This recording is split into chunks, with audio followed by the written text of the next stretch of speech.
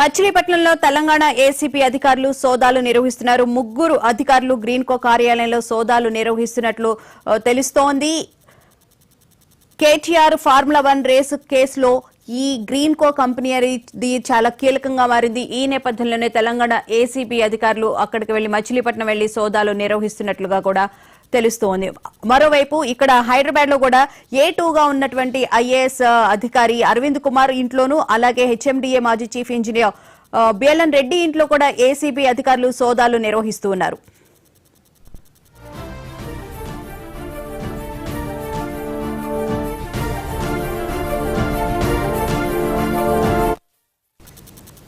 మచిలీపట్నంలో తెలంగాణ ఏసీబీ అధికారులు సోదాలు నిర్వహిస్తున్నారు. గ్రీన్కో కార్యాలయంలో ఈ సోదాలు నిర్వహిస్తున్నట్లు తెలుస్తోంది. ఇదే అంశానికి సంబంధించిన పూర్తి వివరాలను మా ఏపీ బ్యూరో చీఫ్ మురళిని అడిగి తెలుసుకున్నాం.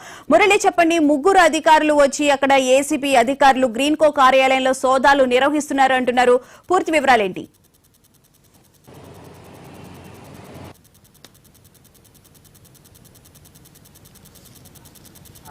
ఆరుగురు ఏసీబీ సిబ్బంది చేరుకున్నారు. అక్కడ ఏదైతే కొనసాగిస్తున్నారు. ఈ ఉదయం నుంచి కూడా దాదాపుగా 6 సిబ్బంది కూడా ఇంట్లోకి ఎవరిని కూడా రానివ్వకుండా పూర్తి స్థాయిలో ఇంట్లో ఉన్నటువంటి రికార్డ్స్ కానీ డాక్యుమెంట్స్ కానీ అన్నింటినీ కూడా స్వాధీనం చేసుకుంటూ వాటిని పరిశీలిస్తున్నట్టుగా తెలిసింది. ఏదైతే ఫార్ములా రేసుకు సంబంధించి కేటీఆర్ చుట్టూరు నడుస్తున్నటువంటి వివాదంలో భాగంగా ఫార్ములా రేస్ లో కూడా ఏదైతే గ్రీన్కో ఎనర్జీ సంస్థ కొంత కీలకంగా వ్యవహరించిందని ఏదైతే ప్రాథమిక నివేదికల ఆధారంగా తెలంగాణకు సంబంధించిన ఏసీబీ అధికారులు మచిలీపట్నం చేరుకుని మచిలీపట్నం ఏదైతే గ్రీన్కో ఎనర్జీ సంస్థ అధినేత చలమలశెట్టి సునీల్ ఇంట్లో సోదాలు కొనసాగిస్తున్నారు. అయితే చలమలశెట్టి సునీల్ గత ప్రభుత్వ హయాంలో వైసీపీ నుంచి 2019లోను 2024లో కూడా కాకినాడ పార్లమెంట్ నుంచి ఎంపీగా పోటీ చేసి ఓటమి చవి చూశారు. అయితే చలమలశెట్టి సునీల్ సోదరుడు తెలంగాణ ప్రాంతంలో ఏదైతే షిరిడీ స్థాయికి సంబంధించినటువంటి ఒక సంస్థ కూడా నిర్వహిస్తున్నారు. మొత్తం మీద వీటన్నిటికీ కూడా మూలం గ్రీన్కో ఎనర్జీ సంస్థ కనుక గ్రీన్కో ఎనర్జీ సంస్థే ఫార్ములా రేసులు కొంత వ్యవహారం నడిపిందని, కేటీఆర్ తోటి వ్యాపార లావాదేవీలు ఉన్నాయన్నటువంటి ప్రాథమిక సమాచారంతో తెలంగాణ ఏసీబీ అధికారులు ఇక్కడికి చేరుకున్నట్టుగా తెలుస్తుంది. అయితే 2 వాహనాలు 6 సిబ్బంది వచ్చారు. 6 కూడా ఈ ఉదయం నుంచి కూడా ఇంట్లోనే ఉండి మొత్తం అన్ని డాక్యుమెంట్స్ తనిఖీలు చేస్తున్నారు. అయితే దీనిపై వివరాలు సేకరించేందుకు ప్రయత్నించినప్పటికీ కూడా వారు ఎక్కడ కూడా ఎటువంటి సమాచారం ఇవ్వకుండా, ఎవరికి లోనికి రానివ్వకుండా లోకల్ గా ఉన్నటువంటి పోలీస్ బందోబస్తు తీసుకోవడం జరిగింది. మరొక వైపు కాకినాడకు కూడా వెళ్లి, కాకినాడలో ఎవరైతే చలమలశెట్టి సునీల్ ఉన్నారో అక్కడికి కూడా మరొక బృందం వెళ్లి అక్కడ కూడా విచారణ చేస్తారని చెప్పేసి ఆ సమాచారం అందుతుంది. అయితే ఇప్పటివరకు కూడా కాకినాడలో చలమలశెట్టి సునీల్ ఉండే నివాసానికి అయితే కనుక ఇంకా తెలంగాణ ఏసీబీ అధికారులు చేరుకోలేదు. కానీ చలమలశెట్టి సునీల్ కాకినాడ కేంద్రంగానే రాజకీయ వ్యవహారాలన్నీ చూస్తున్నారు. వైఎస్ఆర్ కాంగ్రెస్ పార్టీ తరఫున పోటీ చేశారు. పోటీ చేసి ఓడిపోయినప్పటికీ కూడా ఆయన అక్కడే ఉంటున్నటువంటి నేపథ్యంలో అక్కడ కూడా కొన్ని వ్యాపార లావాదేవీలు ఉన్నాయి కనుక అక్కడ కూడా ఒక బృందం వెళ్తుందని చెప్పేసి సమాచారం అందుతుంది. ప్రస్తుతానికి అయితే కనుక మచిలీపట్నంలో ప్రస్తుతం అయితే కనుక ఏసీబీ అధికారులు సోదాలు కొనసాగుతూ ఉన్నాయి. భువన, అయితే ఈ కేసు కూడా మొత్తం మీద కాకినాడ చుట్టూనే తిరుగుతున్నట్లు అనిపిస్తోంది. ఇప్పటికే అవినీతిలో ఏపీ ముందంచులో ఉంది. ఇప్పుడు ఈ ఫార్ములా 1 రేసుకు సంబంధించి కూడా కాకినాడ చుట్టూతోనే భాగోతం నడుస్తున్నట్లు కనిపిస్తోంది కదా మురళి? అంటే భువన, ఇది పూర్తిగా కూడా కాకినాడ కేంద్రంగా సాగింది కాదని చెప్పాలి. ఎందుకంటే ఫార్ములా 1 రేస్ ఏదైతే ఉందో ఫార్ములా 1 రేసు తెలంగాణలో టీఆర్ఎస్ గవర్నమెంట్ ఉన్నప్పుడు అక్కడ నిర్వహించారు. మొత్తం మీద ఫార్ములా 1 రేస్ నిర్వహణలో కేటీఆర్ కీలకంగా ఉన్నారని చెప్పేసి ప్రస్తుత ప్రభుత్వం భావిస్తుంది. ఆ నేపథ్యంలో అప్పుడు ఫార్ములా 1 రేసులో ఏ సంస్థలు సహకరించాయి, కేటీఆర్తో ఎవరెవరికి వ్యాపార లావాదేవీలు ఉన్నాయప్పుడు ప్రాథమిక విచారణ చేసినప్పుడు ఏదైతే గ్రీన్కో ఎనర్జీ సంస్థ ఉందో ఆ గ్రీన్కో ఎనర్జీ సంస్థకు కేటీఆర్కు వ్యాపార లావాదేవీలు ఉండటము, ఫార్ములా 1 రేసులో కూడా గ్రీన్కో ఎనర్జీ సంస్థ కొంత పెట్టుబడులు పెట్టినట్టుగా సమాచారం ఉన్న నేపథ్యంలో గ్రీన్కో ఎనర్జీ సంస్థ అధినేత ఎవరైతే ఉన్నారో చలమలశెట్టి సునీల్, ఆయన స్వస్థలం కృష్ణా జిల్లా మచిలీపట్నం కనుక మచిలీపట్నంపై దృష్టి సారించారు. అయితే రాజకీయంగా కూడా చలమలశెట్టి సునీల్ దాదాపుగా కూడా 10 ఏళ్లుగా కూడా కాకినాడలో ఉంటున్నారు. కాకినాడ కేంద్రంగానే వైఎస్ఆర్ కాంగ్రెస్ పార్టీ వ్యవహారాలన్నీ చూస్తున్నారు. 2019లో అక్కడి నుంచి ఎంపీ అభ్యర్థిగా పోటీ చేసి ఓటమి చవి చూశారు.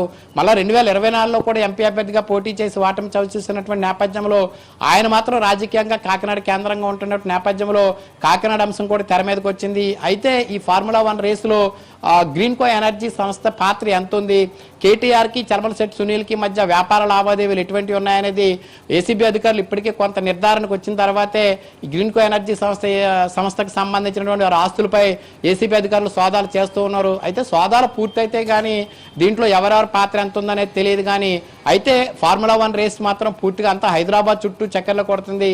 అయితే దానికి కొంత రిలేటెడ్గా చలమలశెట్టి సునీల్ ఉన్నారు కనుక ఇటు మచిలీపట్నంలో అటు కాకినాడ పేర్లు తెర మీదకి రావడం జరిగింది. అయితే కాకినాడ కేంద్రంగా జరిగిందా అంటే మొత్తం మీద అక్కడ చలమలశెట్టి సునీల్ ఉండబట్టి కాకినాడ పేరు తెర మీదకి వచ్చిందని మనం భావించవచ్చు. Bhuvana. Right, thank you Murali.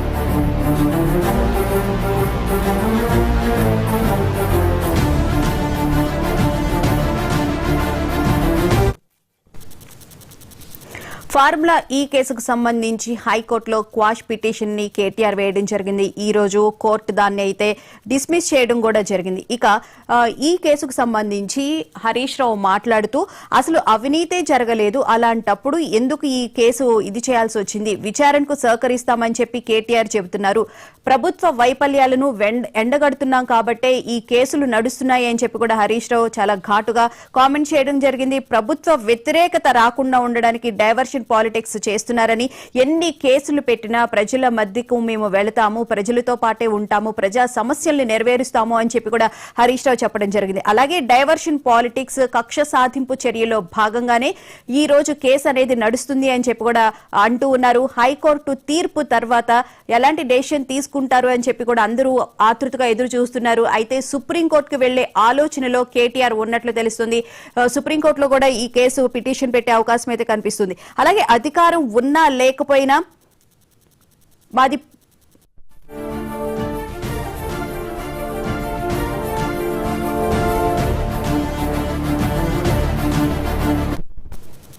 Formula ఈ కేసుకు సంబంధించి హైకోర్టు క్వాష్ పిటిషన్ ను కొట్టేసిన నేపథ్యంలో సుప్రీంకోర్టుకు వెళ్లే ఆలోచనలో కేటీఆర్ ఉన్నట్లు తెలుస్తోంది. ఇదే అంశానికి సంబంధించిన పూర్తి వివరాలను మా ప్రతినిధి రామ్ నరేష్ లైవ్ లో అందిస్తారు. రామ్ నరేష్, చెప్పండి, సుప్రీంకోర్టుకు వెళ్లే ఆలోచనలో కేటీఆర్ ఉన్నట్లు తెలుస్తుంది. సో కేటీఆర్ తరపు న్యాయవాదులు ఏమంటున్నారు? భువన, ఈ ఫార్ములా ఈ కేసు వ్యవహారంలో హైకోర్టు తీర్పు ఇచ్చిన నేపథ్యంలో ప్రస్తుతానికైతే సుప్రీంకోర్టును ఆశ్రయించేందుకు లీగల్ టీంతో అయితే చర్చలు జరుపుతున్నారు. ఇదే విషయాన్ని హరీష్ రావు కొద్దిసేపటి క్రితం మీడియాతో మాట్లాడుతూ కూడా చెప్పడం జరిగింది. హైకోర్టు నుంచి ఈ క్వాష్ పిటిషన్ కొట్టివేసి ఏదైతే తీర్పు కాపీ ఉందో ఆ కాపీ తమకు అందలేదని చెప్పేసి, ఆ కాపీ అందిన తర్వాత న్యాయ నిపుణులతో చర్చించేసి సుప్రీంకోర్టును ఆశ్రయిస్తామని చెప్పేసి చెప్పడం జరుగుతుంది. ఈ వ్యవహారంలో ఎక్కడా ఒక రూపాయి కూడా అవినీతి జరగలేదు, కేవలం రాజకీయ కుట్రపూరితం, రాజకీయ కక్షతోనే ఈ కేసు నమోదు చేయడం జరిగింది కాబట్టి తాము న్యాయ పోరాటం చేస్తామని చెప్పేసి చెప్తున్న పరిస్థితి ఉంది. ఎన్ని కేసులు పెట్టినా కూడా ప్రజల కోసం పోరాడతాము, అంటే అధికారంలో ఉన్నా ప్రతిపక్షంలో ఉన్నా కూడా మేము ప్రజల పక్షం పోరాడతామని చెప్పేసి హరీష్ రావు చెప్పడం జరిగింది. ఏదైతే ఈ కేసు ఉందో ఆ కేసు విచారణకి ఆల్రెడీ రెండోసారి నోటీసు ఇచ్చారు. నిన్న 9వ తారీఖు విచారణకు హాజరు కావాలని చెప్పేసి నిన్న నోటీసులు ఇచ్చారు కాబట్టి ఆ 9వ తారీఖు విచారణకు అయితే హాజరవుతాము. అదేవిధంగా ఈడీ విచారణకు కూడా హాజరయ్యేందుకు తాము సిద్ధంగా ఉన్నామని చెప్పేసి కూడా చెప్పడం జరిగింది. మొత్తంగా చూసుకుంటే హైకోర్టు ఏదైతే క్వాష్ పిటిషన్ పిటిషన్ కొట్టివేసిందో దానికి సంబంధించిన తీర్పు కాపీ తమకు అందలేదని చెప్పేసి అందిన తర్వాత వెంటనే దానిపై న్యాయ నిపుణులతో చర్చించి సుప్రీంకోర్టును కూడా ఆశ్రయిస్తామని చెప్పేసి చెప్పడం జరిగింది. దీనికి సంబంధించేసి ఏదైతే ఈ కేసు ఉందో ఈ కేసులో ఎక్కడా అవినీతి జరగలేదు, నిధుల బదలాయింపు అంతా ఆన్లైన్లో ట్రాన్సాక్షన్ జరిగింది. ప్రస్తుతానికి ఏసీబీ అధికారులు గ్రీన్ కో సంస్థ కార్యాలయాల్లో సోదాలు కొనసాగుతున్నాయి కాబట్టి అక్కడ వాళ్ళకి ఎక్కడ ఒక గ్రీన్ కో సంస్థకు ₹1 కూడా ప్రభుత్వం నుంచి అందజేయలేదు, ఎక్కడ అవినీతి జరగలేదు. అలాంటప్పుడు ఏసీబీ దుందుడుకు చర్యలు తీసుకుంటుంది కాబట్టి ఇది రాజకీయ కుట్రలో భాగంగా ఈ కేసు నమోదు చేయడం జరిగిందని చెప్పేసి తాము విశ్వసిస్తున్నామని చెప్పేసి ఎలాంటి కేసులు పెట్టినా తాము ఉద్యమ పార్టీ నుంచి వచ్చాం కాబట్టి ఇలాంటి కేసులకు భయపడేది లేదు అని చెప్పేసి రైతు భరోసా వ్యవహారంలో ప్రభుత్వం డైవర్షన్ పాలిటిక్స్ పాల్పడుతుందని చెప్పేసి ఏదైతే ₹7,500 ఎకరానికి ఇస్తామని చెప్పేసి సంవత్సరానికి 15,000 ఇస్తామని చెప్పేసి అవి ఇవ్వకుండా డైవర్షన్ పాలిటిక్స్ అంటే కేవలం ఇప్పుడు డైవర్షన్ పాలిటిక్స్ రేవంత్ సర్కార్ పాల్పడుతుంది కాబట్టి అందులో భాగంగా ఈ కేసు అనేది ఉంది.